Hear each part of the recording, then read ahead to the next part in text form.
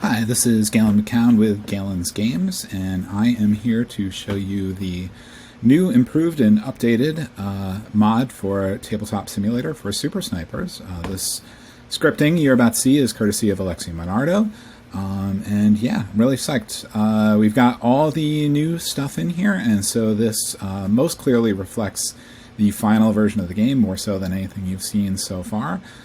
So I'm just going to assume some knowledge of Tabletop Simulator. This isn't a how to play. I am going to record a separate how to play.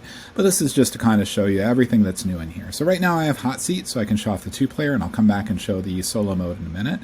So you'll notice this big start button over here. The scripting is intelligent in the sense that it knows how many players are seated, and it'll bring up the appropriate menu based on that. So right now we have 2 players seated, so when I hit start, it'll go right into the 2-player game. So we have our new character select screen. We have all 9 characters.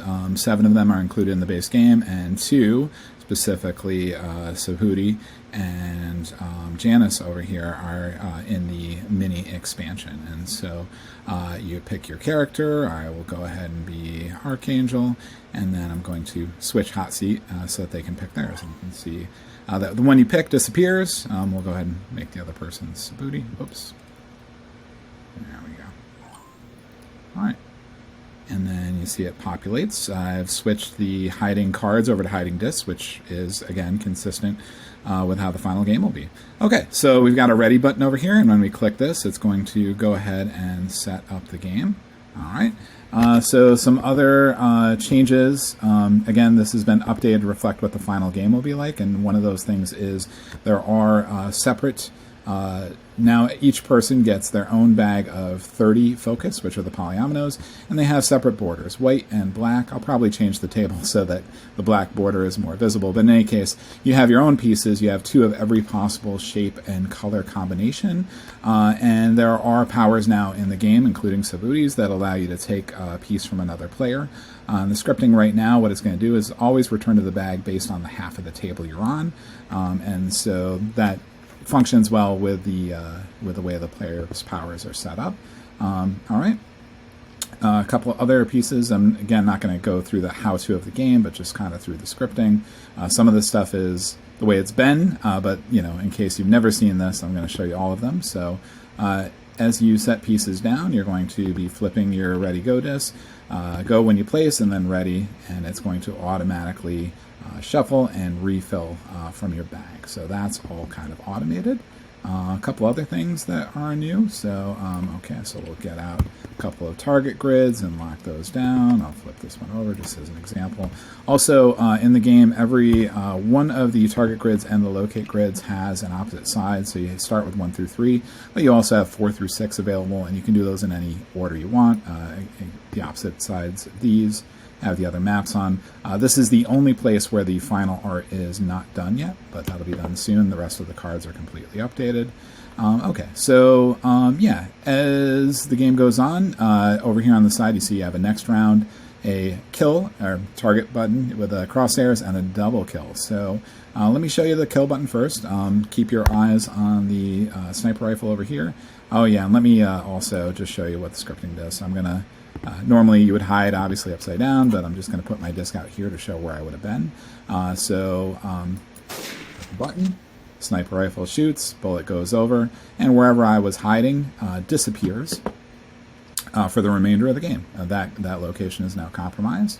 And when I hit the next round button, it's going to automate that I get tactical advantage, and the other player is going to get their adrenaline token is going to move out here, and their adrenaline power is going to get revealed because that's going to be active the next round. Okay, so that's that, and I lose one of my miss tokens. So all of that is automated.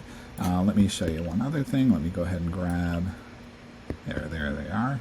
Okay, so I'll say that they were over here. All right, and we now have a double kill button.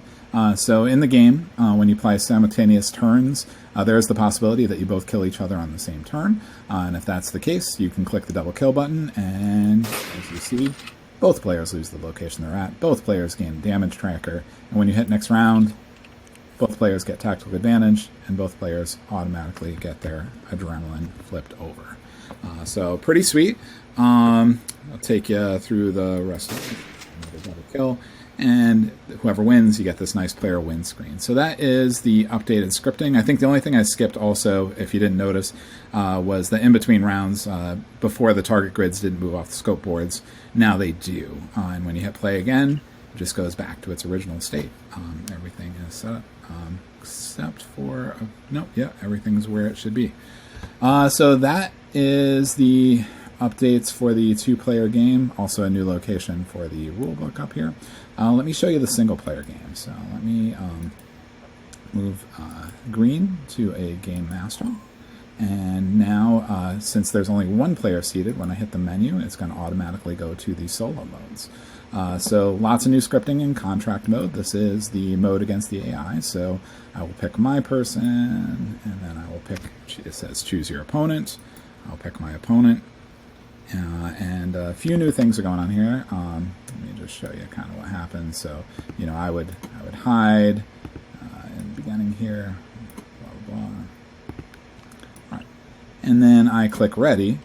And not only does it populate the line of sights automatically, but now the AI automatically hides, and it does so randomly. So before you had to kind of do that manually. So that's just a nice little piece there. We've also added cards, or adrenaline cards for the AI. Before they were on opposite sides, but that's been an update. And the all-new rules on the reference card up there, okay? And you have a separate crosshairs for yourself or the AI, so depending on who wins, you can check the AI and it'll automate. Apparently they were there, all right? And next round, and like I said, it'll automatically take a second, and they will hide again. So some nice scripting there, too. Yeah, I think, let me quickly do the rest of this, and I'll just show you which isn't new scripting, but just a new setup. And so hostage mode, which is a real-time mode, you pick a character, and that's it. It just eliminates that character from all the other ones that you can pick from. And so we just have a nice, much more clean kind of setup. It gives you plenty of room to play your focus over here, because you're going to be playing on both scope boards. And, you know, you pick who you're against, any two of these players, and an Innocence disc, and you're ready to go. So that's everything. Like I said, I'm going to go ahead and film a brand new how to play video that takes you through how to play in TTS, but these are the highlights. Thanks so much for watching.